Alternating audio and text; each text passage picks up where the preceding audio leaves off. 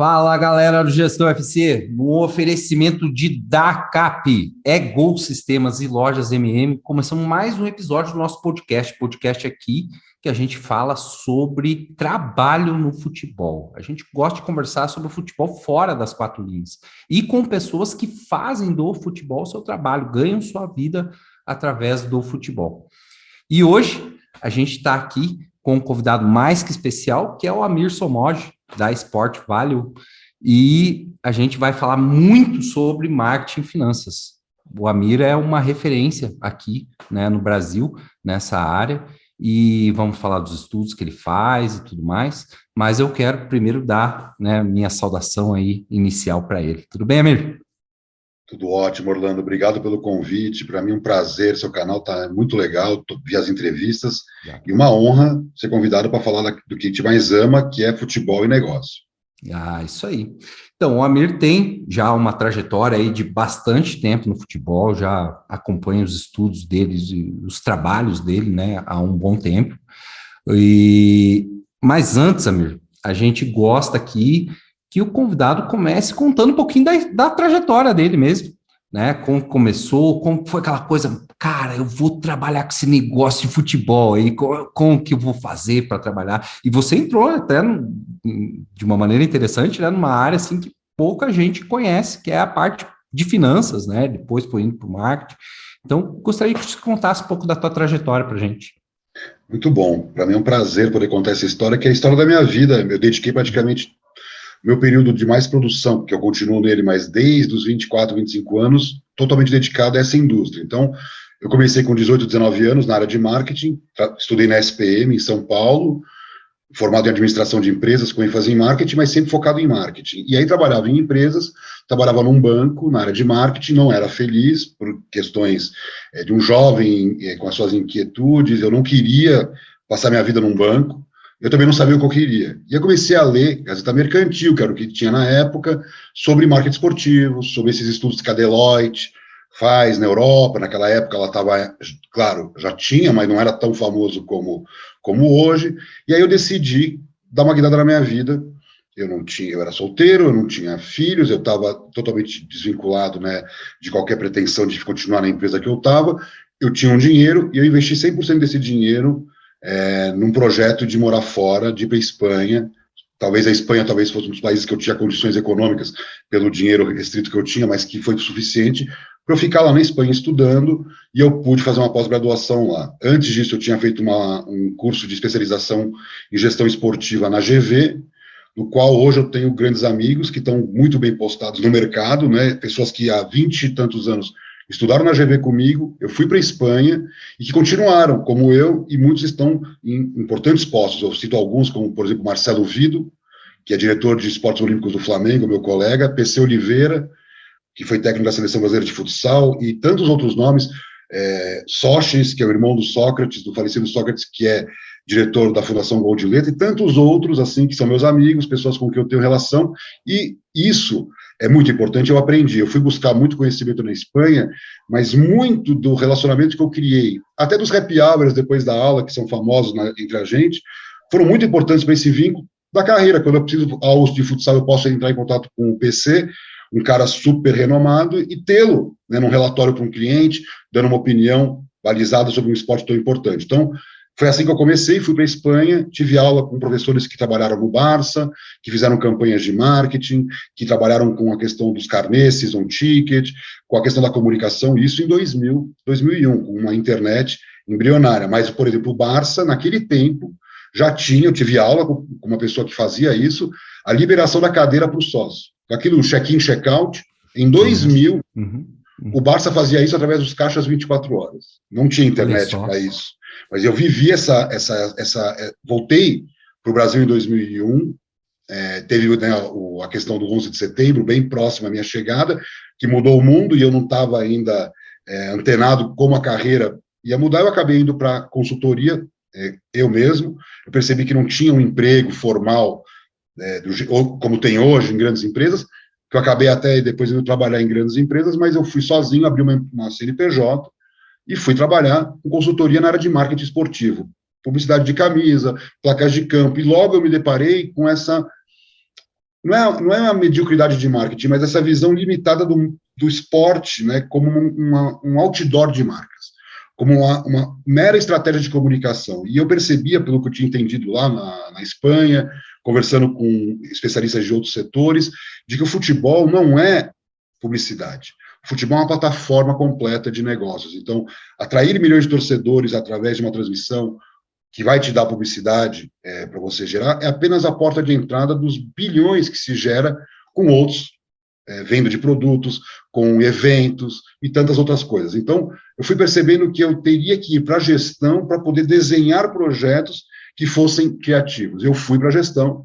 Eu, no início da minha carreira, até comentava para você em off, não tinha balanço na internet dos clubes, eu queria fazer igual a Deloitte, tinha feito na Europa, como a Forbes já tinha feito nos Estados Unidos, e eu falei, não, eu vou atrás dos balanços, são públicos, ninguém vai... Naquele tempo, eles ameaçavam de processo, porque saía a dívida no valor econômico, pegava mal, mas ele queria nos processar mas é um dado público, eu explicava, saiu do balanço que eu peguei no jornal, porque ele não nos mandava. Então, sim, todos os finais de abril, que é o período de publicação dos balanços, eu ia na São João com Ipiranga, que tinha jornal do Brasil inteiro, e ficava lá. Era amigo de um senhorzinho, que pela idade seguramente já não está entre nós, mas que foi muito meu companheiro durante anos, que eu ia lá todo ano, ele já ria. Ele me deixava ficar olhando jornais, porque eu não ia comprar 50 jornais. A dificuldade do acesso à informação nessa época ainda, né, cara? Jornal do Brasil inteiro. Por exemplo, o Atlético Paranaense em 2004 tem um balanço, o Atlético Paranaense é um baita, um parceiro nosso, sempre é um clube subtransparente, mas naquele período eu não precisava ligar para o clube, eu já conseguia naquela correria, porque tinha a Gazeta do Povo, eu ia lá, abria, eu encontrava o jornal, era uma alegria. Então, assim, além daqueles que nos mandavam, lógico, o primeiro estudo não conseguimos completar 20, eu não consegui completar 20 clubes, eram 19 clubes, né, mas foi uma baita do estrondo. Então eu fiquei de 2004 até hoje, e eu não vou parar nunca na minha vida, enquanto eu tiver saúde, pego esses 20 balanços que eu defini, algumas empresas fazem com 25, outras com 30, eu sigo o que a Deloitte faz, que é a regra de Pareto. 20 clubes é suficiente para você determinar os 80%, ou até mais. No Brasil é até mais de 80% do mercado. Então, hoje, quando eu mapeio que tem 7 bi de faturamento, eu não cheguei no 100%, mas eu cheguei no 85%. Então, para mim, é muito tranquilo, já tenho a minha métrica, há 20 anos eu faço, eu comecei, em 2004, mas eu tenho balanços desde 2002, eu tenho balanços da década de 90, é muito legal porque eu tenho um acervo aqui, que já não faz tanta diferença em papel, mas que está no meu Excel. Então, vale muito dinheiro isso hoje. Eu tenho sentado com investidores, mas eu tenho principalmente utilizado para serviços, dados que eu cruzo hoje, nós vamos poder falar um pouco mais, mas durante muitos anos, até, podemos ser bem sinceros, até a pandemia, o digital era marginal nos clientes. O cliente olhava para o digital com certa... Não, esse negócio de digital não paga a conta, o que paga a conta é o tradicional. E aí o que aconteceu? Com a pandemia, em meses, mudou o que aconteceu em anos. Então, para a minha empresa também, a gente pode falar daqui a pouquinho, mas assim, durante muito tempo, eu trabalhei com gestão, fazendo business plan para clientes, estratégias, inclusive de marketing, mas eu chegava no cliente, na entrega do relatório final, que era maravilhoso, que eles gostavam muito, porque ia para frente o projeto, e ele falava para o diretor de marketing, bom, agora nós temos que começar a precificação dos camarotes, o naming rights, as ações de marketing. Eu falei, espera um pouquinho, mas eu quero fazer isso aqui. Eu gosto mais das ações de marketing, do patrocínio, do naming rights, das entregas, do fan engagement, do que do business planning, que é um documento de papel, naquela época era papel, hoje é totalmente em PDF, mas que se eu não tiver na execução, eu não estou me divertindo com o projeto que eu criei. E aí foi aí que eu criei a Sports Value. O que me motivou, anos depois, a criar a Sports Value, criei antes da pandemia, em 2018, em abril de 2018, ela completou, está indo para 5 anos, ela completou 4 anos, mas na pandemia ela mudou radicalmente. Tanto o foco do mercado, que acabou indo para o mercado internacional, que eu atendia praticamente 90% do meu tempo em português, clientes do Brasil. Com a pandemia, por questões até de necessidade, mas também de interesse, quando eu criei a marca, eu pensava na internacionalização, mas não sabia ainda. Eu tinha meu mailing internacional, que era muito pequeno, e de repente isso explodiu. Comecei a fazer lives em espanhol, comecei a participar de coisas em inglês, comecei a construir o nome da marca no exterior. Ainda o Brasil é muito importante, mas hoje o mercado internacional representa quase 65% da nossa audiência. Então, todos os estudos são feitos em inglês, são feitos os textos em inglês e espanhol, muita coisa é feita para o mercado internacional, eu nem divulgo aqui, vai direto para o mercado internacional. Então, o que eu aprendi também? Eu tenho uma parceria hoje com uma empresa chamada Zing, que faz análise de performance no digital, que me traz um monte de soluções para os clientes. Então, o que eu consegui perceber? Que não é simplesmente mudar.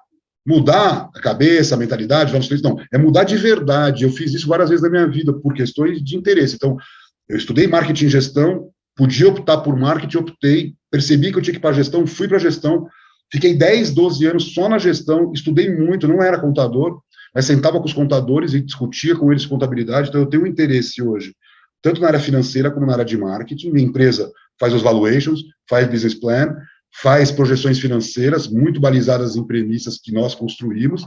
Hoje a Sports Value tem metodologia própria de análise, de avaliação, mas eu coloco sempre no disclaimer, sempre. É uma coisa que só minha empresa faz, eu nunca vi isso em lugar nenhum. No disclaimer para o cliente, dizendo dos riscos, se você não seguir o plano de marketing que eu trouxe para você, eu não garanto que os números vão acontecer. Então, mas que empresa de consultoria pode se dar o luxo de falar isso? Quer dizer, porque eu tenho tanto conhecimento do marketing como da gestão para dizer o seguinte: eu te dou 20 estratégias de marketing aqui. Se você fizer elas, é impossível o número não se construir. Agora, parece brincadeira, mas muitos clientes não conseguem, porque o marketing não é uma ciência exata, como, por exemplo, as finanças. Tem a questão humana, tem a questão de mudança de algoritmo. Você está lá garantindo uma entrega para um patrocinador e, de repente, quantas vezes o Instagram muda o algoritmo e você não atinge?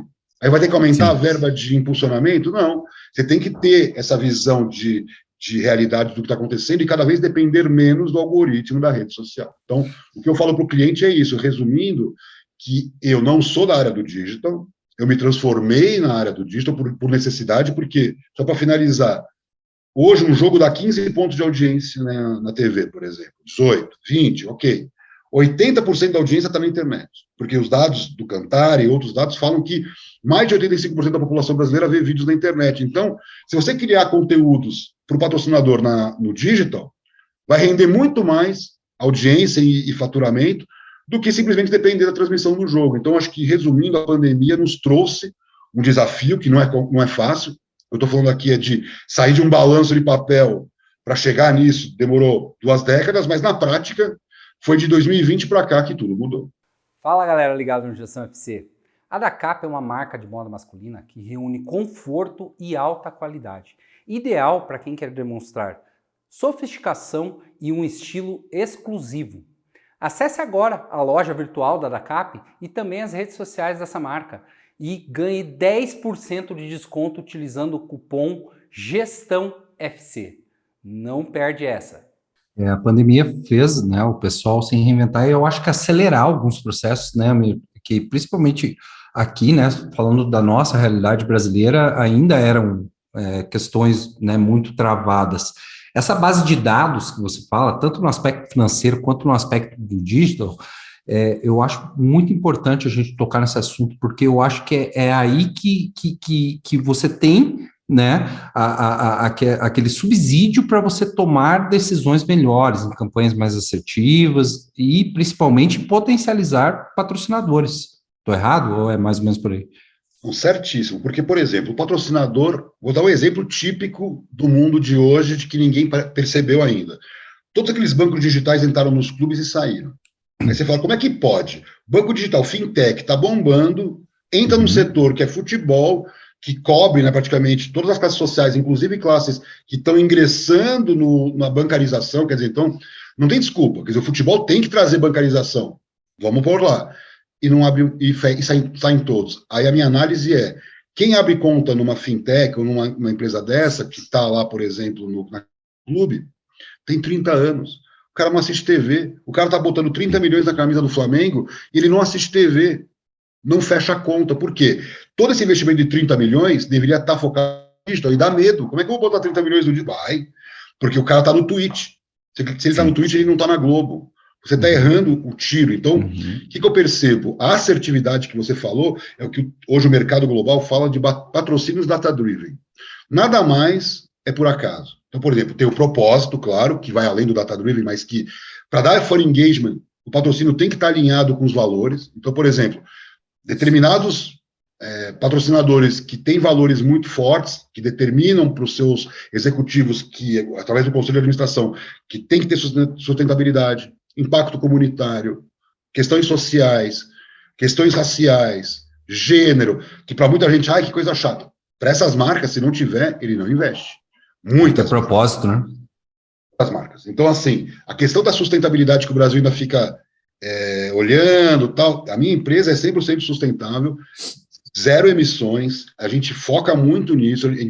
Meu plano de vida é reduzir o sedentarismo no Brasil e no mundo, e reduzindo no Brasil, reduz no mundo, porque o Brasil é o mais sedentário e o México é o segundo mais sedentário. Então, resolvendo 350 milhões de pessoas entre México e Brasil, você resolve uma parte do problema, não resolve todo o problema, porque tem outras regiões.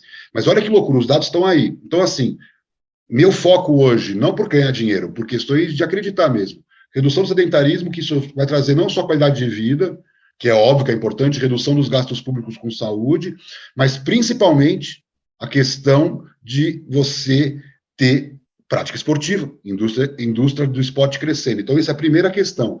A segunda questão, questões ligadas à mulher, porque eu tenho uma filha, minha filha pratica muito esporte, e isso me tocou de como as amigas dela não são boas como ela. Ela não tem 10 amigas para montar um time. Ela joga basquete, ela não tem. No time de basquete que ela treina, ela tem.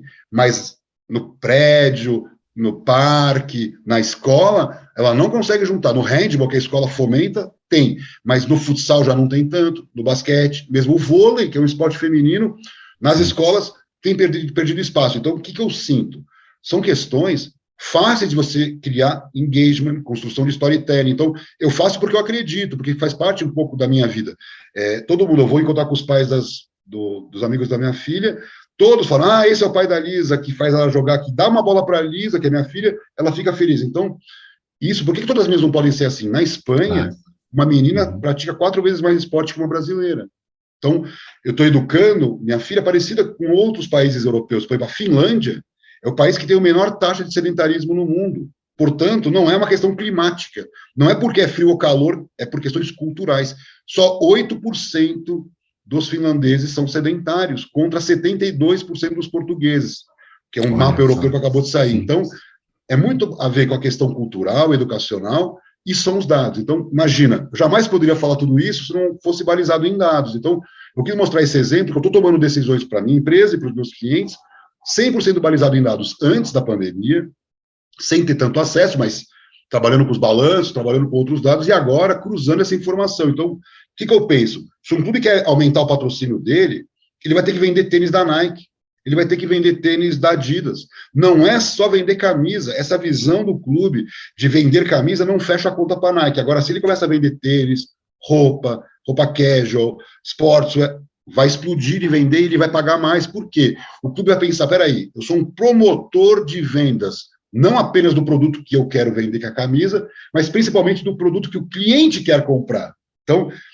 na década de 90, houve uma mudança radical, onde o produto deixa de ser central e a tendência é que o consumidor é que determine até a produção industrial. Quer dizer, a demanda por determinado produto é que vai determinar se a empresa vai produzir. Não a empresa vai produzir e empurrar para o consumidor. Isso já foi uma mudança radical na indústria na década de 90, mas que aqui no futebol permanece tudo igual. Quer dizer, nós continuamos empurrando. Aqui ainda continua muito essa troca só por exposição mesmo, né? Exposição na camisa, ou de uma placa no campo, enfim, o que quer que seja.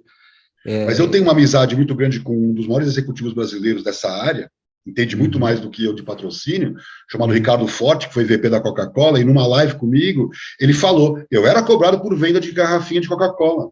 Não é só uma questão metafísica, né, da visibilidade, da construção de marca. Isso é lindo e maravilhoso, mas se eu não entregar venda...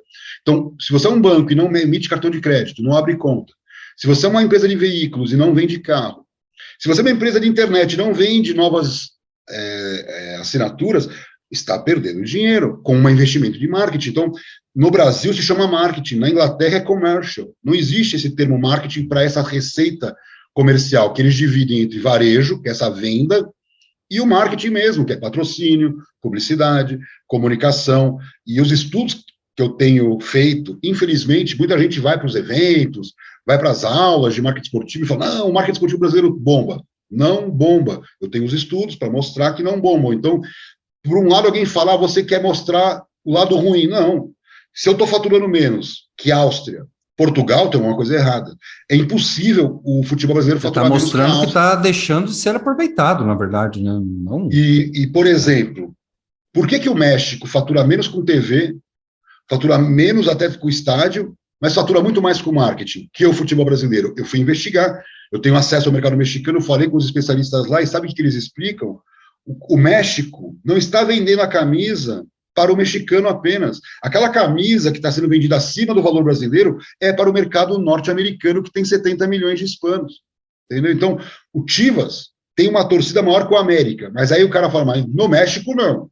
O América é maior que o Chivas, mas no mundo o Chivas é maior. Por quê? Porque ele tem o que eles chamam, né, do sul da Califórnia, que é tudo Chivas, lotado de torcedor do Chivas. Então, só que, por exemplo, um mexicano ganha 4, 5, 6 vezes menos que um mexicano morando nos Estados Unidos. Então, o que vale mais a pena? Então, olha que loucura. Enquanto nós estamos aqui lutando para dizer para o outro que somos bons, temos que aprender. Eu vi um filme sobre o time, o Redemption Team dos Estados Unidos, que venceu a Olimpíada de Pequim, de basquete.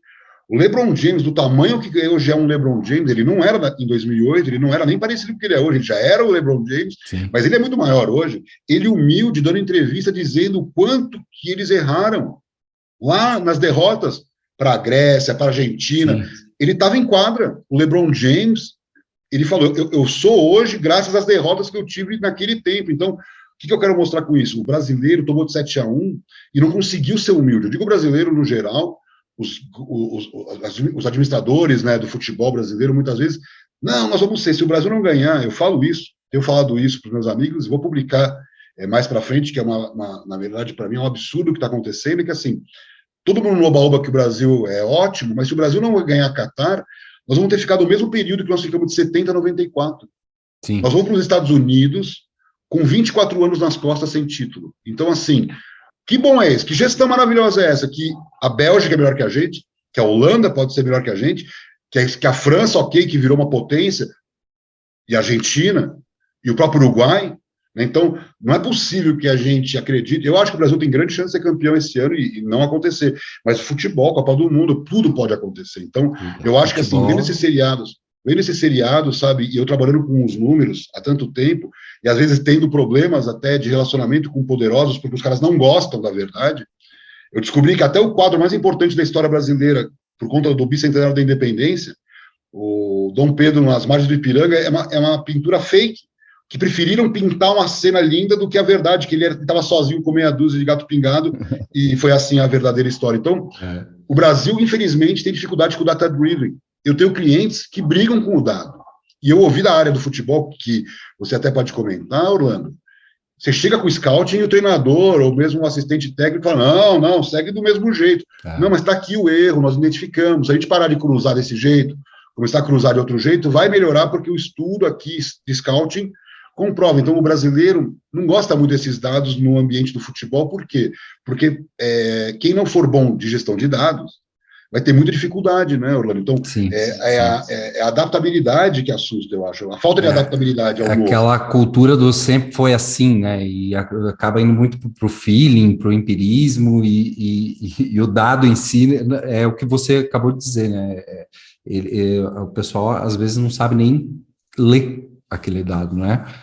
Por falar em dados, tem um estudo de marketing, né, que a tua empresa fez, que eu achei excelente, né, muito interessante. Convido a todos que estão, né, assistindo o podcast, dá para entrar lá no site da Sport Valor e acessar esses dados.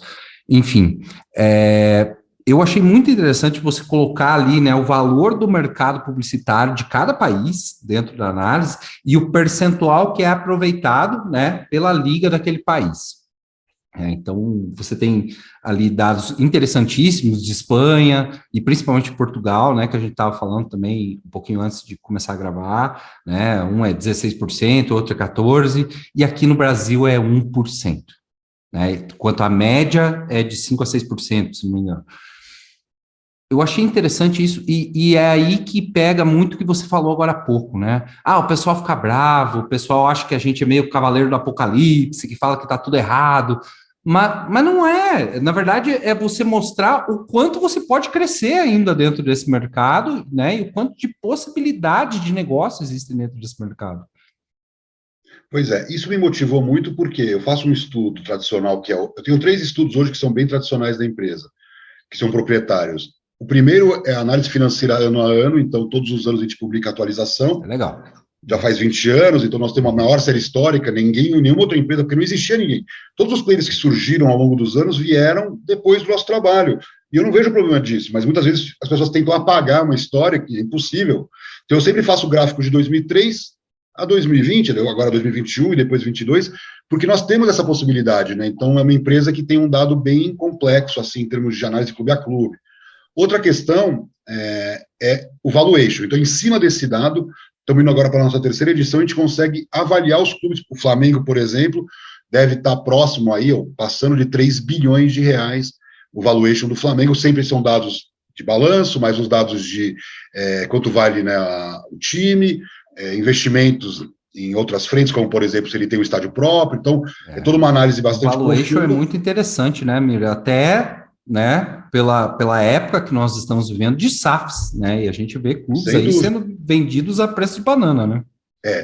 A verdade é que a preço de banana, muitos perderam valor, o Cruzeiro foi vendido barato, mas estava valendo um pouco por conta das dívidas, por conta de tudo que representa o clube. Então, mas assim, é um time de 9 milhões de torcedores, né? Foi vendido por 70 milhões de dólares, que é um valor, na minha opinião, bastante baixo. O Ronaldo é um gênio dos negócios, não ia errar ali, já está na primeira divisão, pagou barato, mérito dele como investidor, né? Ele não tinha obrigação. Ele foi corajoso de pegar um Cruzeiro naquele momento, com a dívida de 1 bilhão.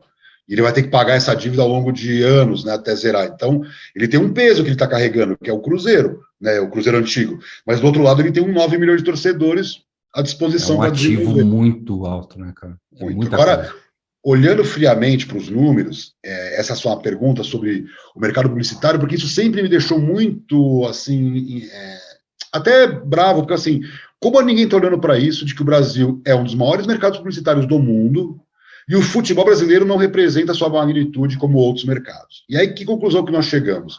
Que o Brasil realmente representa 1% do seu mercado publicitário, enquanto a Espanha, que é o maior de todos, até por conta da Liga ser muito forte hoje, 16%. E Portugal, por ser um país muito pequeno e que cresceu graças aos seus times, 14%. Turquia e Rússia, 10%. Itália, 9%. Holanda, 7%. Bélgica, 6%.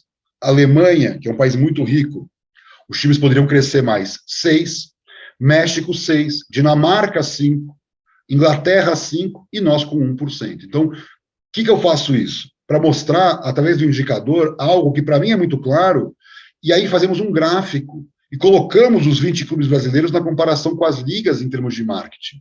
E aí nós percebemos o seguinte, que com exceção de Inglaterra, Alemanha e França, que seriam grandes mercados publicitários maiores que o Brasil já é maior inclusive que a Espanha, é maior que a Itália, é maior que a Rússia, é muito maior que a Holanda, que Bélgica, que Turquia, que Portugal, o gráfico mostra isso.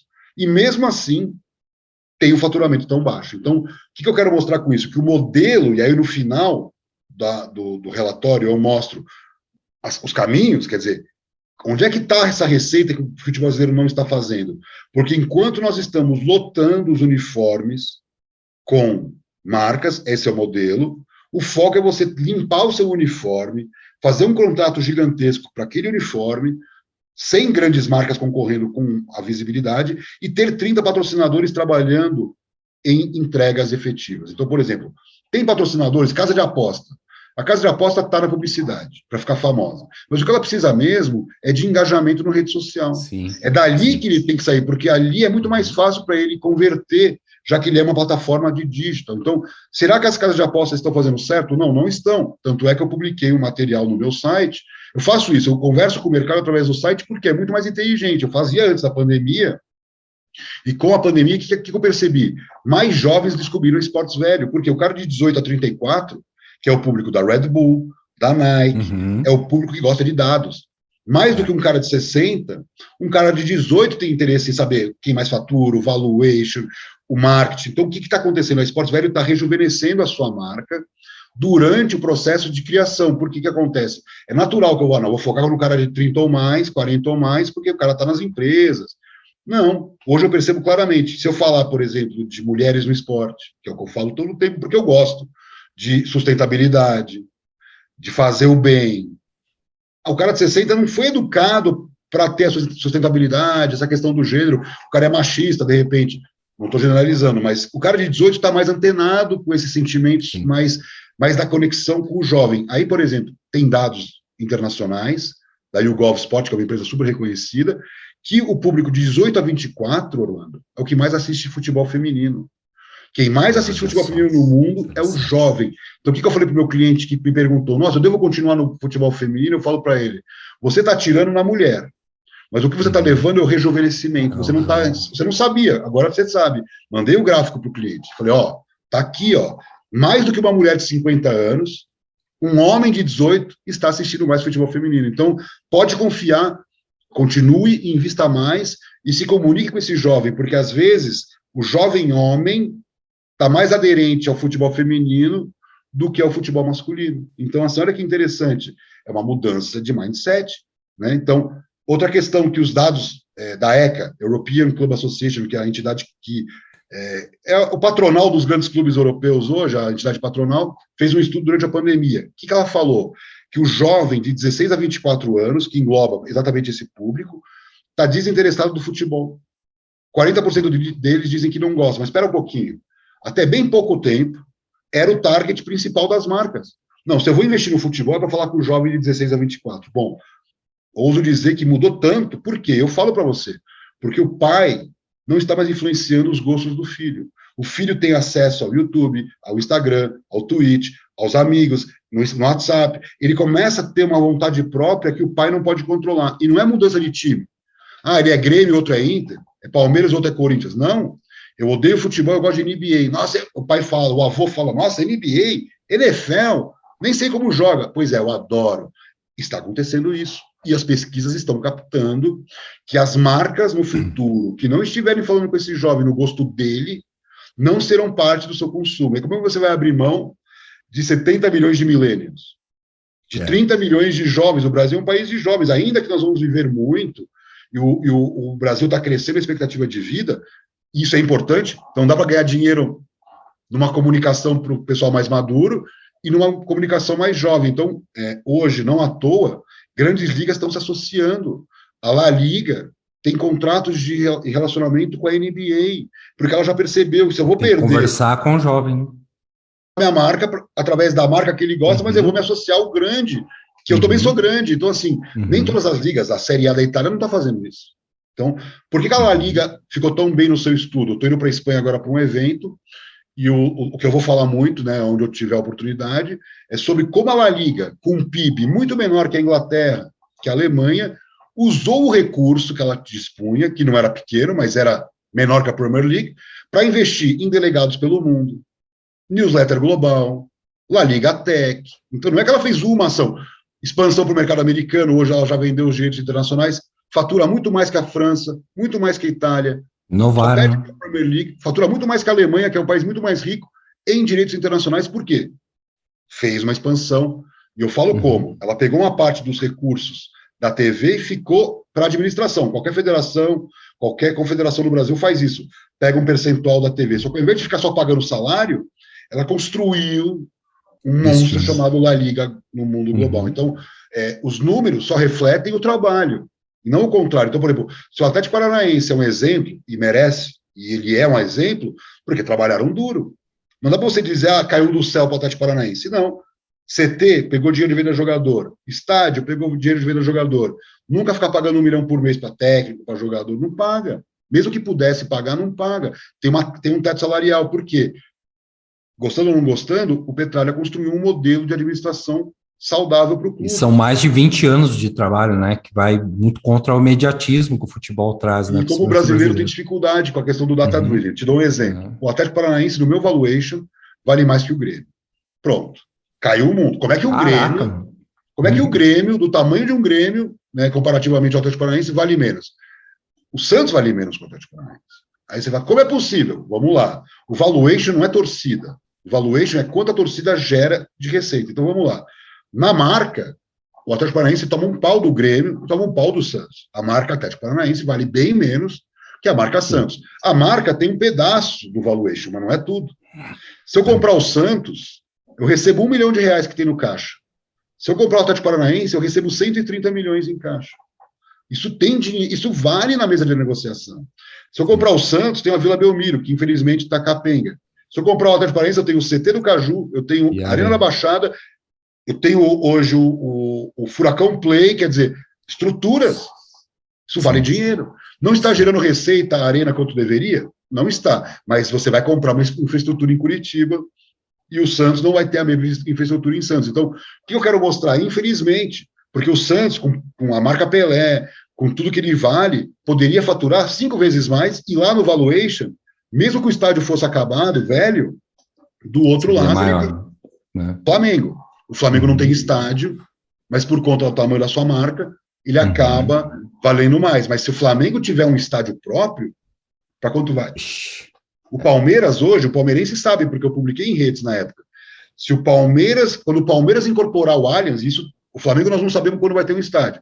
O Palmeiras tem data marcada. Naquele dia, se nada mudar no cenário, o Palmeiras será o clube mais valioso do Brasil, tendo muito menos torcida que o Flamengo. Por quê? Na hora que você bota um Allianz, que deve estar avaliado hoje pelo menos em 800 milhões de reais, em cima do que o Palmeiras já vale em termos de grana, marca e ativos, ele vai ser o clube mais valioso. Então, isso são números. É muito legal, porque eu estou muito seguro do que eu estou falando aqui, porque eu tenho meu balanço aqui, que é da onde sai o número, eu tenho a metodologia da Espaço Velho, mas o brasileiro duvida. É mais fácil duvidar do que acreditar. Mas, por exemplo, por que o Inter vale mais que o Grêmio, se o Grêmio tem mais torcida? Porque foi uma decisão de gestão. O Inter ficou com 50% do ativo Beira-Rio. Beira-Rio ficou com metade e paga o BNDES, mas o Inter não abriu mão de uma parte do estádio. Então, isso foi reverberado para dentro do seu balanço.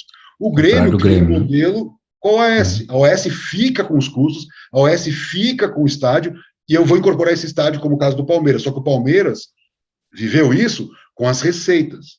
Hoje o Palmeiras é o que é, porque ele fatura entre sócio torcedor e bilheteria 120 milhões por ano, 110, dependendo, 100, 90, e o Grêmio não tem essa receita. Então, o erro do Grêmio foi ter aberto mão do ativo sem ter uma contrapartida de receita direta, e ainda paga para o sócio poder entrar na arena. Então, foi um erro de gestão que impactou aonde? Lá no valuation. Então, não é à toa que determinados clubes estão numa situação melhor que outros, é porque houve uma história, uma construção de gestão que impactou em números financeiros frios, mas que representam todas as decisões tomadas no período. Turma, vocês estão achando que é pouca coisa? Muito legal, cara, muito massa. Mir, deixa eu mandar um recado aqui, que a gente tem que pagar a conta da lojinha, afinal de contas estamos falando de receita, né? Então, né, eu não sei se você sabe, mas o animal de estimação de Curitiba é a capivara. E nós temos, né, uma marca aqui de moda masculina, a Adacap, né, que está aparecendo aqui, o Leandro vai colocar para a gente o @ da Adacap, aonde você entra lá e você vai ver muita roupa com muita qualidade, né, umas roupas bacanas para trabalho, para dia a dia, e, né, com o cupom de desconto lá na loja online deles, Gestão FC, você tem 10% de desconto em qualquer produto da Adacap. E, Amir, mais uma coisa, você como convidado aqui do Gestão FC também vai receber um produto exclusivo da Adacap. Então, é isso. Adacap, use Adacap, tá lá no @ lá no Instagram, entra lá e curte esse nosso grande apoiador. Um abraço para o Renato e valeu, pessoal. Amir, vamos falar um pouquinho sobre essa questão de patrocínios. Uma coisa que eu, dentro dos estudos, né, que vocês têm aí, eu achei muito interessante, a gente estava falando, né, sobre hoje ainda essa cultura aqui no Brasil de se ter um monte de patrocínio em camisa, né? Parece um abadá, parece, né, um macacão de piloto de Fórmula 1, mais ou menos, né? Alguns uniformes. Ok. E eu vejo lá no estudo que, por exemplo, o Manchester tem 46 patrocinadores, né? Um Barcelona tem 35. Como transferir isso aqui para o Brasil e fazer, né, o pessoal aqui entender que, às vezes, não é só essa exposição, e sim outros tipos de ações que você pode atrair, né, nesse nível de número de patrocinadores, né, e sendo que isso se torna uma relação bacana para ambos, né, e quanto tempo já tem isso lá na Europa, né, acredito que já seja algo que seja bem validado, né, em outros mercados e que aqui no Brasil ainda está gatinhando. Perfeito. Esse é o ponto central, porque lá no início, quem se recorda, eu falava muito sobre como eu me deparei, lá no início da minha carreira, com uma visão errada do marketing esportivo, de olhar o clube como um mero divulgador de marcas, como uma plataforma de comunicação, enquanto eu havia dito que ele vai vender cartão de crédito, ele vai vender Coca-Cola, ele vai fazer tudo, o clube, para que seja como uma emissora de TV faz, como um canal do YouTube faz, promover essa marca do ponto de vista comercial também. Então, o que aconteceu? O futebol brasileiro ficou parado no tempo, não acompanhou as modernas técnicas de marketing, acredita que a culpa é do patrocinador, quando na verdade ele é o dono da propriedade. Então, quantas vezes eu falei sobre isso com executivos de marketing de clubes, e ele falou, não, enquanto o patrocinador não fizer, nós não vamos conseguir. Eu falei, não, mas é você que é o dono do produto. Não adianta você exigir. Pensa na Globo. A Globo quer melhorar a entrega para o patrocinador, não vai ficar esperando o patrocinador pedir. Ela vai melhorar para melhorar a entrega. A ação tem que partir do clube, né, e não do patrocinador. Infelizmente, para o clube, de novo, se ele não falar com o jovem vai procurar outra coisa. Ah, a culpa é do jovem. Não, a culpa não é do jovem, a culpa é sua. Sempre vai ser sua, porque se é seu produto. Ah, você não está competindo contra a Netflix, você não está competindo contra a Netflix. Ah, mas a liga não existe, a liga não existe. Então, tudo que aconteceu é resultado dos clubes não terem entendido o processo. Hoje nós temos 2 movimentos de liga. Por que eu estou falando da liga? Porque muitas vezes é a liga que vai expandir globalmente a competição. Não adianta.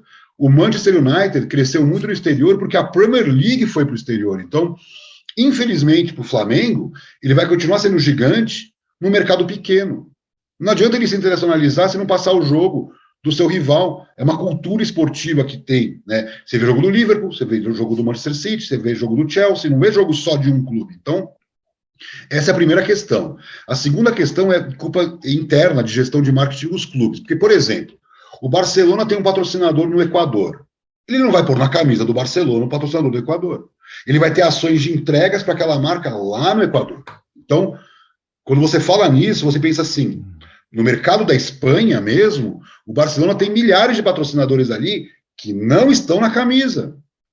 E não porque não estarem na camisa, não estão pagando 10 milhões de euros, por exemplo. Então, como isso é possível? Porque ao longo do tempo, os clubes lá perceberam que eu tenho que, até por regras de regulação de Champions League, posso ter poucas marcas na camisa. Então, a tendência foi entender como é que os americanos faziam. Então, os americanos, nas ligas, agora permitiram patrocínio e está explodindo. Mas durante muito tempo é um patch, né? Uma coisa bem discreta. Que o americano entende que para um cara comprar por $120 uma camisa de um time da NBA, por exemplo, tem que ser bonita, tem que ser atrativa. Não pode ser uma camisa horrorosa, cheia de marca que parece um abadá. Isso não gera valor para a venda, que tem um impacto maior do que o patrocínio. Então, a venda de produto nos Estados Unidos é maior do que o patrocínio. Então, não dá para você aniquilar uma marca porque eu tenho, por exemplo, uma visão limitada no marketing esportivo. Você está limitando, inclusive, as vendas do produto, que acaba não sendo tão atraente. Então, qual é o grande objetivo? Criar entregas específicas para cada patrocinador. Então, vamos lá. Um banco e uma empresa de bebidas têm negócios completamente diferentes. Não dá você entregar o mesmo post no rodapé com a marca. Esse é o patrocínio 1.0, que nós temos ainda nas redes sociais. Qual que é o grande desafio? E além da partida. Então, uma boa parte dos posts com maior engajamento não são do jogo, são do vestiário com o atleta, é uma ação com a família, é uma foto na beira da piscina. Então, esse conteúdo exclusivo que tem que ser criado é a grande entrega. Outra questão, melhorar o ROI. Para melhorar o ROI, que seria o retorno para esse investidor, né, que seria o caso do patrocinador, a visibilidade da marca vai estar captando, como eu falei, 15% daquela audiência, 20% daquela audiência. Se você ficar só contando segundos de TV, é um ROI obsoleto. Não é ROI, nunca foi e é obsoleto, ficou para trás. Hoje, mais pessoas veem vídeos na internet, baixam apps, usam o e-commerce, do que assistem jogo na televisão. É uma realidade. Então, tem que haver um equilíbrio, na verdade, entre a gestão da marca, as entregas do patrocinador, a valorização da marca em relação ao fã. Isso demora. Mas você pode, por exemplo, começar a entregar para o patrocinador, não uma newsletter, mas conteúdo. Então, o documentário da trajetória do clube desse ano ou do passado tem essa cota de patrocínio. Você vai estar lá, sua marca não está na placa do documentário, vai estar sendo usada como um grande conteúdo. Eu vou citar um exemplo do Magnus Futsal, que eu acompanho bastante futsal, então eu posso falar do Magnus, é um case. É um case, o Magnus Futsal, por quê? Chamou o Fred, naquele ação com os influencers, o Fred, do Desimpedidos, levou a sério, então aí começou a verdade. O show era levar um influencer para treinar. A realidade foi que o influencer resolveu levar a sério, foi jogar, jogou a Libertadores pelo time, fez gol, explodiu, porque ele é um monstro, não precisa nem falar quem é o Fred, recorde de audiência no YouTube. A marca Magnus, que comprou um projeto de futsal, se viu num mundo do entretenimento. Outro patamar. Outro patamar. Então, assim, o que eu quero mostrar com isso? Os jogadores do Magnus falavam assim para o Fred, olha que loucura, o Fred foi lá para realizar um sonho, ok. E o jogador falava, pô, Fred, obrigado, você elevou a nossa modalidade, você transformou a nossa modalidade, você trouxe um novo público para dar audiência para os nossos jogos. Né, cara, então, assim, é um win-win, que a gente chama o ganha-ganha de um projeto que começa com uma marca que acredita no esporte, que é o caso do Magnus, uma empresa de ração de animais, mas que depois, na hora que você começa a crescer para dentro do entretenimento, você percebe o seguinte, é futebol, é futsal, não é mais uma marca, é como a Heineken. Tem gente que não toma cerveja e assiste as campanhas da Heineken, porque acha legal. Até pessoas de idades que não poderiam, em tese, gostam da marca, embora não consumam. Casa de apostas podia estar fazendo a mesma coisa. A Red Bull, às vezes as pessoas nem consomem Red Bull, mas gostam de ver os vídeos, então, porque eles investem nos grandes atletas. Então, o que eu quero mostrar? É muito mais complexo do que era. Botar uma marca na camisa, botar nas placas e ficar contando o seguro de TV. Isso acabou. Agora, por outro lado, se você quiser ir a fundo, eu tenho negociado com patrocinadores, eu falo, você pode ter retorno no curtíssimo prazo. Mas, para isso, você tem que ter consistência de longo prazo. Então, se você vai começar uma história linda e vai no minuto zero, daqui a 6 meses, daqui a 1 ano, daqui a 2 anos, vai ter também. Não dá para você usufruir de determinada história e depois anular, porque isso destrói a sua credibilidade. Isso é o mais difícil. Porque dar prosseguimento numa história requer muito planejamento, uma execução bastante capaz. Então, qual é o desafio do patrocinador, na minha visão? Convencer o clube de que ele está fazendo errado, um patrocinador que sabe fazer, tipo uma Nike, uma Red Bull. O clube ser humilde de entender de que o modelo dele colocou ele atrás de Áustria, Portugal, Holanda, sendo muito maior. Então, desculpa, o Corinthians pode ser enorme nas redes sociais. O Flamengo pode ser enorme nas redes sociais, mas ele fatura muito menos do que clubes muito menores do que ele nas redes sociais. Então, desculpa, meu amigo, eles estão rentabilizando, você não está rentabilizando. E entre os europeus também. Por exemplo, o Manchester City tem o aporte do grupo, né, dos patrocinadores ligados ao grupo. O digital fica claro. O fair value do patrocínio dele não é verdadeiro. O PSG também. Já o Bayern consegue faturar muito tendo menos impacto no digital. O que eu quero dizer com isso? O Bayern acelera no digital que você vai passar o Barcelona, porque você está no mercado alemão, que te garante esse crescimento, enquanto o Barcelona depende do mercado internacional, de Singapura, de Hong Kong, dos Estados Unidos. Não estou dizendo que o Bayern não deva crescer para fora, sim, mas tem muito para rentabilizar no mercado alemão. O mercado alemão tem muito a ser explorado ainda, né? É isso que eu vejo com o mercado americano. A MLS fatura mais do que a Série A brasileira com patrocínios. Mas o mercado americano é tão maior que o brasileiro, que a MLS está faturando pouquíssimo. Eu achei interessante no estudo, né? 0,1, né? Do mercado. O tamanho do mercado americano é tão grande que é o único indicador que foge ao padrão. Mas o padrão americano exigiria que a MLS faturasse muito mais com patrocínio do que fatura hoje. Por exemplo, a MLB de beisebol, que vem em queda, está faturando 2 bilhões de dólares em patrocínio. A NFL, 1,7 bi, enquanto a MLS, menos de 350 milhões de dólares. Então, claro que são coisas diferentes, mas tem muito potencial para crescer e vai crescer. Então, de novo, assim como o Flamengo vai crescer, como o Palmeiras pode crescer, sem dúvida, a MLS também pode. Nós estamos falando do câmbio aqui também, né? O câmbio acaba não ajudando também, né? Né? O câmbio acaba não ajudando, mas mesmo que você faça em reais, todas as análises em reais, nós estamos subaproveitados. Claro, o câmbio é importante, é pesado, mas assim, embora o nosso torcedor não ganhe em euro, As nossas cotas de patrocínio são dolarizadas já. Então, hoje, o patrocínio de camisa na casa de 8 milhões de dólares por ano, vai um Flamengo, chega perto disso, na boa, 8 milhões de dólares são poucos clubes do mundo que conseguem. Claro, o Barcelona está com 50, mas o Barcelona tem, só para as pessoas terem ideia, o que todos os times latino-americanos têm em redes sociais, do norte do México ao sul da Argentina, não dá o tamanho das redes sociais do Barcelona, um clube de uma cidade do tamanho de Porto Alegre. A população atual de Barcelona é 1,6 milhão de pessoas. O tamanho de Curitiba. Pois é. Isso aí.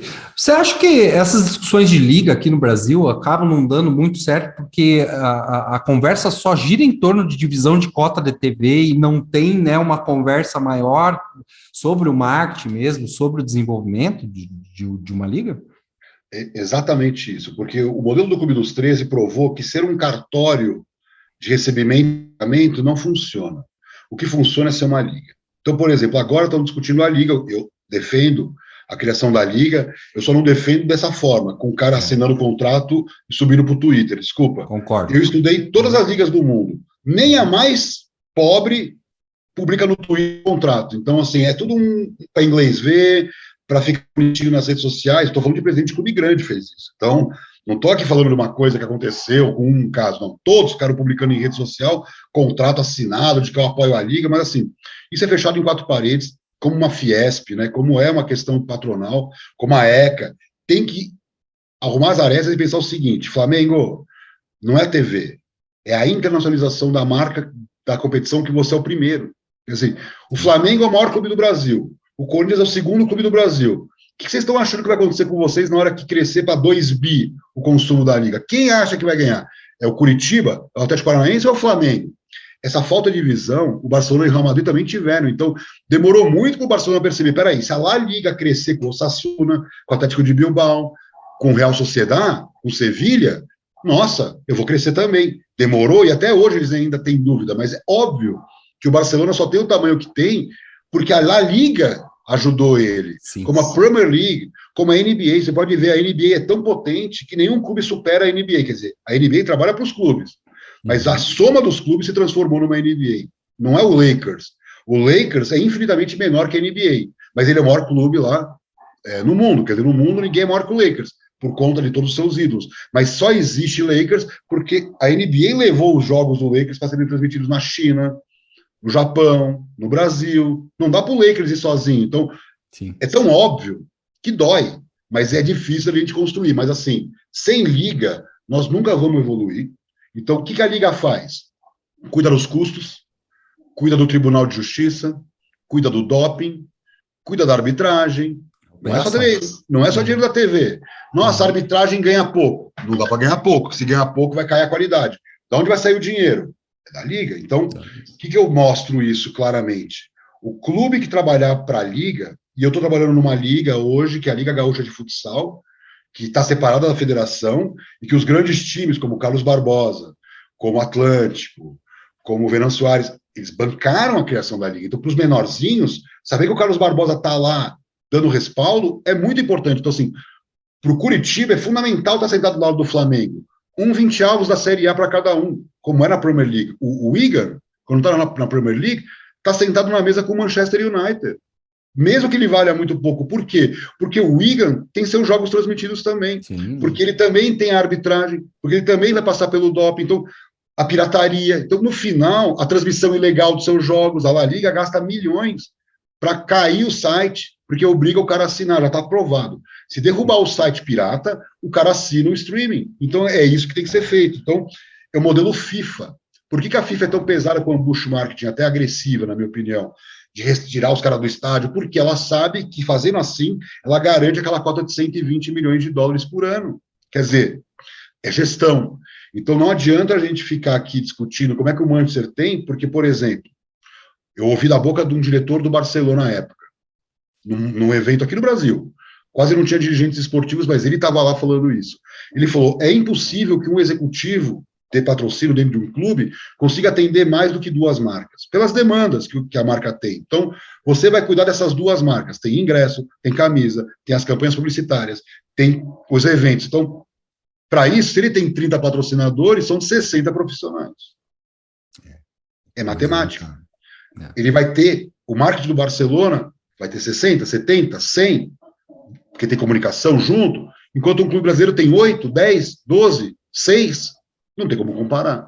Então, não estou dizendo que vai ter que ter 30 funcionários para poder crescer o faturamento, é orgânico, vai aumentando, mas assim, você tem que ter um direcionamento. Então, por exemplo, no início da série histórica do Barcelona, o administrativo representava 5% do faturamento do clube. Marketing, contabilidade, financeiro. Hoje representa 10%. Chega num momento que você não precisa gastar mais. Já estabilizou como qualquer empresa. Aí é puro lucro. Quanto mais esses 10% faturarem, você não precisa aumentar para 15%, porque os 10 não contam. Se tiver essa então, visão de construção, né, a coisa não vai, né? E a La Liga provou isso, que assim, dá para ser menor em termos de mercado consumidor. A Espanha tem 46 milhões de habitantes, a Alemanha tem mais de 80 milhões. E ser mais importante globalmente. Sim. Dá para fazer isso. Então, por exemplo, eu atendi o Santos em 2003, em 2013, desculpa, quando o Neymar ainda jogava, estava indo embora, de 2012 para 2013 eu fiz um trabalho com o Santos, foi incrível. Quem me conhece sabe que eu torço para o Santos, mas cada vez mais distante, mas posso falar isso abertamente, foi muito legal, porque o presidente Laor me contratou, era um cara sonhador, que tinha uma visão disruptiva à época, e o que eu mostrei para ele? Vamos fazer o nosso trabalho aqui, o que vai acontecer? Nos rankings de digital, o Santos vai ser maior que o Flamengo. Os caras, pô, mas como? Vai ser maior, porque o Santos vai ter seus torcedores aqui no Brasil e 40, 50 milhões de torcedores no exterior. O Flamengo não tem lá. Ele não está fazendo isso. Então, qual que era o KPI, que é o Key Performance Indicator?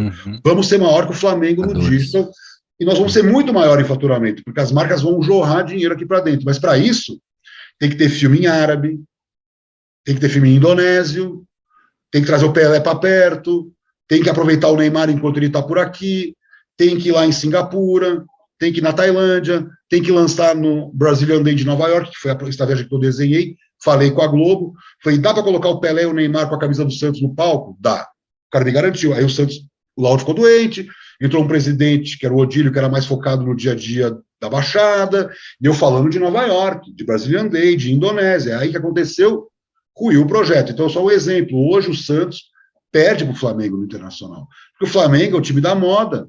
O Palmeiras, pelo que eu estava entendendo, um amigo meu que mora no Peru, me mandou um WhatsApp quando o Palmeiras foi bicampeão da Libertadores. Amir, queria entender melhor quem é esse Verdão. Queria entender melhor o bicampeão da Libertadores. Bicampeão, né? Tri, na verdade. Não tem ideia quem é o Palmeiras. Porque o Palmeiras nunca falou com o mercado hispano para se vender. Só, então, assim, é natural que o time campeão desperta interesse. Você tem que estar preparado. Então, assim, a estrutura interna do Barcelona estava preparado para o time do Guardiola. Quer dizer, quando o Guardiola transformou o Barcelona no time que ganhou 6 títulos numa única temporada, o marketing estava de boca aberta esperando o dinheiro entrar. E não, agora vamos correr atrás, entendeu? Então, essa estruturação que a Liga pode dar para a competição, internamente depende dos clubes. Então, por exemplo, a derrota esportiva vai causar impacto? Vai causar impacto. Qual que é o papel do marketing? Reduzir esse impacto com um bom storytelling, com bons conteúdos, com uma boa entrega ao patrocinador. Vou dar um exemplo que eu já falei para vários clientes. Às vezes, a derrota para o torcedor fica mais marcada na sua história do que a vitória. Nossa, doeu. Se o patrocinador incorpora ser o clube, que eu sempre falo, se o patrocinador pulsar com o torcedor, efetivamente, às 2 da manhã ele está lá na hora da disputa de pênalti, à 1 da manhã na comemoração, ou chorando com ele na derrota, o patrocinador ganha o status de ser importante. E por que eu estou falando isso? Porque eu estudei muito o mercado de esportes, por conta de clientes, e eu comecei a entender, porque minha cabeça começou a ferver, eu falei, pera um pouquinho, dá para beber nessa fonte, onde para ser aceito como patrocinador de esportes, você não pode ser um oportunista. Se você construir uma história bonita, com a modalidade, temos a Honda, que levava, né, o carrinho da Honda ali, a molecada pira, ou mesmo a DHL, que é uma baita marca de esportes, que a galera gritava o nome DHL. Isso não existe. É uma empresa de cuia. Mas por quê? Porque ela participou da construção da indústria. Então, o que eu estou falando isso? Porque tem muito patrocinador que fica esperando o time ser campeão para monetizar. Não, vai monetizar na vitória e na derrota, porque você não vai ser oportunista, você vai estar conversando com ele. E eu percebi o medo que o time europeu vai causar no mercado, quando o Barça foi eliminado da Champions, e tinha um post em português no Barça BR, o Messi sentado em cima de uma bola, escrito exatamente uma frase do tipo assim, pessoal, não deu, fica para a próxima. Tipo, isso não é Catalunha, isso não é Argentina, isso aqui é um brasileiro que está lá sentado no computador, lá no Camp Nou, explicando para o cara da Catalunha como é que se posta em futebol brasileiro, e o cara acreditando, porque é óbvio que o torcedor brasileiro torce ao seu estilo, não dá para você importar o modelo espanhol, catalão, de torcer. Então, assim, olha contra quem nós estamos lutando. O Flamengo, por exemplo, deu um salto quando montou uma equipe de hispanos para falar com o mercado hispano, em espanhol, nas suas redes. Então, mas é o Flamengo, é obrigação. Temos que parabenizar? Tem que parabenizar, mas é obrigação que o Flamengo seja isso, afinal ele faturou 1 bi, né? Quem mais poderia? Então, mas assim, você não vê isso em 20 clubes brasileiros, essa preocupação estruturante. Então você não vai entregar para o patrocinador, que é o início da sua pergunta, como eu melhoro essa pirâmide de patrocínios com 30 patrocinadores? Colocando em prática tudo que eu falei aqui, da entrega, a preocupação interna de como gerar esse retorno. Estratégia e gestão, isso aí. Amir, você sabe que a gente tem um outro apoiador nosso aqui, que é o Egol Sistemas, que é um software de gestão, né? Um software que atua em ligas, né? Federações, clubes, escolinhas de futebol, e melhora, né, a gestão e o dia a dia de todos os envolvidos ali, todos os gestores envolvidos. É uma empresa já com mais de 10 anos no mercado e que também, quem se interessar, né, em ter esses facilitadores, né, que a tecnologia traz para a gente hoje, com relação a dados e tudo mais que a gente falou bastante aqui, você pode entrar em contato com o Egol Sistemas e com o cupom GestãoFC você consegue, além de uma demonstração gratuita, um desconto muito especial na licença do software. Isso aí, um abraço para o pessoal do Egol também, muito obrigado. Amir, você sabe que a gente tem tempo aqui no podcast, sabe? Eu fico com dó às vezes, porque quando a conversa está boa demais, né? Uma aula que você está dando para a gente aqui é ruim de terminar, né, o programa assim. Mas, como a gente está aí há pouco mais de um mês aí do início da Copa do Mundo, eu estou perguntando para a galera que daí é uma resenha, daí já não é mais parte técnica, né? Vamos dar uma resenhada aí, porque todo mundo é torcedor um pouquinho, né, da seleção brasileira. Mas eu queria que você analisasse também do ponto de vista de marketing, né, de negócios aí, qual que é a tua expectativa, além da seleção brasileira, para a tua área aí dentro da Copa desse ano lá no Catar? Eu vou dizer uma coisa para vocês que as pessoas não vão acreditar, vai ser a Copa das Copas do consumo. E eu fiz até um texto, até depois eu vou passar para você, não sei se você quiser, depois você até pode passar para o pessoal. Dentro do blog da minha parceira Zinga, eu acabei colocando lá, porque ela atende muito no mercado publicitário, eu queria muito falar para esse público, mais do que no futebol, dando dicas de como crescer receita com a Copa do Mundo. A Copa do Mundo vai acontecer pela primeira vez fora, né, da agenda natural, por questões de clima, lá no Catar, embora eu sempre fui crítico à Copa e a essas mudanças, inclusive, mas assim, um fato claro é, o que vai acontecer? Vai começar a Copa, vai ter Black Friday, e quando terminar a Copa, uma semana depois é Natal. A final da Copa está marcada para 18 de dezembro, portanto, né, uma semana antes do Natal. Imagina o potencial, eu até escrevi no texto, se o Brasil for hexa, nós vamos começar isso aqui antes do Black Friday e terminar depois do Carnaval, né, porque é que a marca que soubesse posicionar. Então, uma das dicas que eu acho muito importante, Copa aumenta consumo. Está provado. E não caia na tese de que, mas eu não vendo TV, então eu não tenho o que fazer. É TV, é celular, é Netflix, é tudo. Vai aumentar tudo, porque as pessoas vão entrar na empolgação, somado ao 13º e Black Friday, vai ser uma loucura. E não é para vender camisa da seleção apenas, é para todo mundo. É do salgadinho para ver o jogo, a um evento corporate que você pode criar durante esse ambiente e lançar uma campanha business to business para os seus clientes e dali fazer vendas até o Carnaval. Quer dizer, agora é a hora, porque agora estamos ali nos últimos 40 dias antes da Copa, praticamente, né? E você dá tempo ainda de você planejar de agora até depois do Natal, pensando até no 2023. Então, na minha opinião, é a Copa das Copas por conta disso, mas também nós temos essa questão da economia mundial. Então, de um lado, tem toda a empolgação, o cara faz dívida, mas ele também vai ter que pagar essa dívida lá na frente. Tem alguma hora o cobertor de pobre, né? Puxa aqui, por isso que é legal a questão sustentável, né? De você criar algo que tenha êxito, mas que também esteja vinculado à sua aderência de marca, ao seu propósito de marca, não fazer uma ação, como acontece todo ano em Copa do Mundo e Olimpíada, caminhão de dinheiro para aproveitar a audiência, e quando passa, você esquece, daqui a 4 anos você volta. Isso é muito ruim, por quê? Porque cada vez mais é a soma da construção, que eu falo da Red Bull, do Heineken, da Nike, da marca Jordan, que era uma marca que faturava 2 bi de dólares, hoje fatura mais de 5 bi de dólares. Não foi assim. Mas eles estavam preparados. Então, o que eu tenho falado muito para os meus clientes? Esteja preparado para o boom. Porque, vamos de novo, no meio da pandemia, Nike e Adidas bateram recorde em bolsa de valores. Fala, pô, pera um pouquinho. Ninguém ia nas lojas, ninguém praticava esporte. Como que bateu o recorde? Por quê? Elas aceleraram os seus aplicativos, aceleraram o seu e-commerce, perderam nas lojas físicas e perderam também custo, né? Reduziu o custo físico. Sim. E o digital, que já estava preparado, foi acelerado. Então, assim, a Adidas é a marca hoje, segundo o Blickfire, que é uma empresa que faz análises parecidas com essas que eu estou falando de digital, que é a marca que mais gera engagement no esporte mundial. Mas espera um pouquinho, mas é a Adidas ou são as propriedades que a Adidas detém? São as propriedades que a Adidas detém.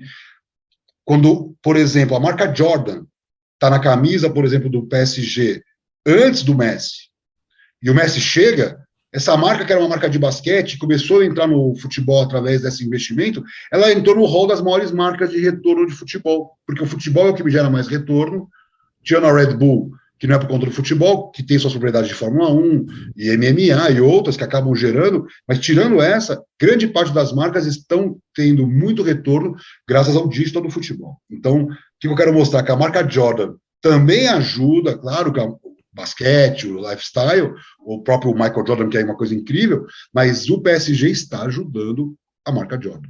Quando você anda na rua, você percebe claramente. Então, eu quero mostrar com isso que, assim, se você está preparado para a bomba, que vai vir na hora que é campeão, na hora que o Messi vem, na hora que o Cristiano Ronaldo vem, não importa, é um momento que acaba chegando, mas você tem que estar preparado antes, porque não é botar para rodar na hora que ele chega, não. É estar pronto, na hora que acontece, você bota para rodar. Então, é muito diferente. Parece igual, mas não é, porque infraestrutura de e-commerce, trabalhar o digital, saber o custo de aquisição de cliente, isso tudo é uma tradição que você vai criando dentro da empresa, não é da noite para o dia. Então, um clube que quer ser digital não é postando em redes, é criando um modelo digital de captação de recursos, controlando esse dado e monetizando esse dado através das relações com o patrocinador, dando essa assertividade que a gente falou no início. Então, a assertividade depende de uma mudança que o clube não tem hoje. O clube continua vendendo cota de patrocínio, lotando as marcas e achando que a culpa é do patrocinador, quando o patrocinador está indo para outras ferramentas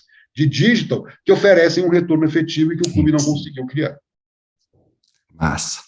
Ô, Amir, me fala, quem quer ler, né, os estudos da Sport Values, né, e todo esse material riquíssimo que vocês têm, como que acessa aí? Passa as redes sociais aí e tudo mais.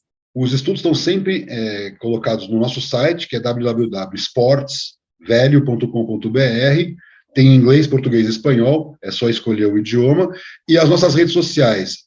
A rede social mais potente nossa é o LinkedIn, eu publico na minha rede social mesmo, eu tenho uma newsletter lá que você pode assinar, são mais de 115 mil usuários no meu canal do LinkedIn, então lá é onde eu publico com muita frequência, mas o Twitter, @AmirSomoji e @esportesvelho, o Instagram, @esportesvelho, são as redes principais. No nosso canal do YouTube, a gente publica de vez em quando lives, temos um canal de podcast 100% em espanhol, a gente acaba construindo, isso na verdade, hoje, eu identifiquei isso como uma potencialidade muito grande, da empresa crescer muito mais na produção de conteúdo, porque faço o que eu digo, faço o que eu faço, e não o contrário.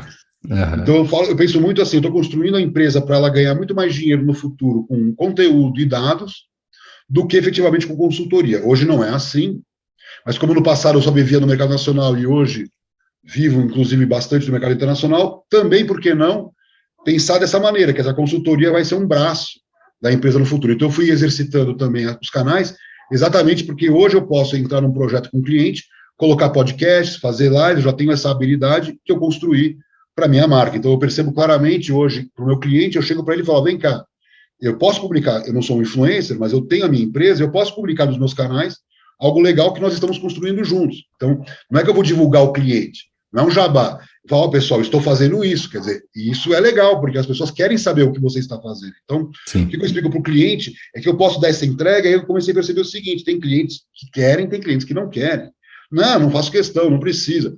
E tem clientes que dão muito valor. Então, eu percebo o seguinte: é identificar através de dados quais são esses clientes, e você vai ser muito mais assertivo. Então, no futuro, eu pretendo fazer algo automatizado, com a minha marca vinculada, e isso depende do quê? De um conhecimento prévio, que começa, como você bem disse, empírico, estudando os movimentos, para chegar num sistema científico. Então, eu até brinco com meus clientes, eu sempre falo, eu sou um data-driven artesanal desde que me conheço por gente. É que agora está tendo a ferramental tecnológico para ser muito mais assertivo, mas quando eu falava em 2009, num business plan para um cliente que tem que investir no mercado game e na mulher, eu já estava fundamentado em dados. Eu não estava errando.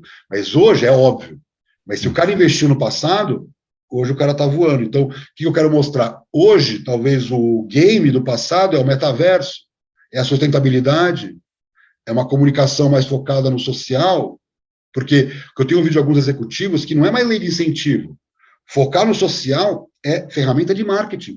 Não tem por que eu ficar usando lei de incentivo, algo que vai me agregar para a minha marca. Então, quando você deixa de usar lei de incentivo e usa o social como ferramenta de fortalecimento de marca, você ganha muito. Quer dizer, quando o Magazine Luiza ajuda o empreendedor que está aí sofrendo com a pandemia a criar seu primeiro e-commerce, ela está ganhando valor de marca.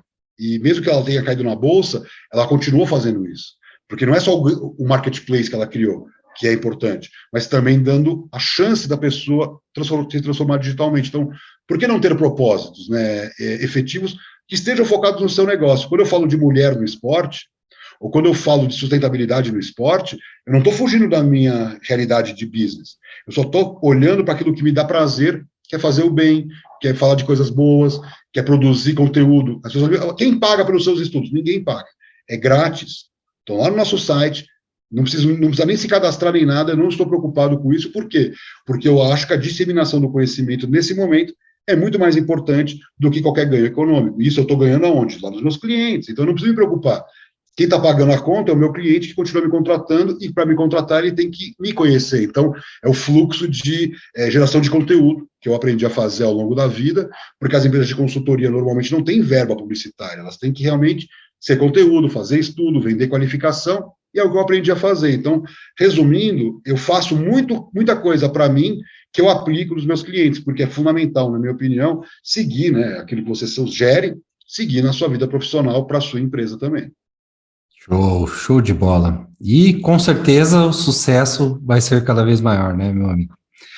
Não tenho palavras para te agradecer, né, por essa aula que você deu aí, né? Sempre bom conversar com você, amigo. Assim, eu sou muito pragmático com dados, assim, eu gosto muito dessa área, gosto de tomar todas as decisões baseadas em dados, né? Não só no trabalho, como na vida também.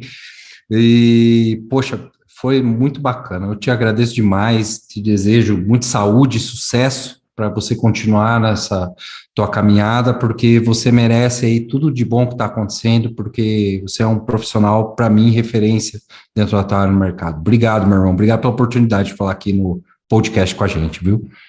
Valeu, Orlando. Obrigado. Para mim é um prazer e contem comigo sempre. O canal de vocês maravilhoso, acompanho e seguirei acompanhando.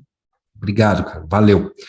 Pessoal, é isso. Episódio com o Amir Somoge, né? Muito legal. Se gostaram, eu gostei também.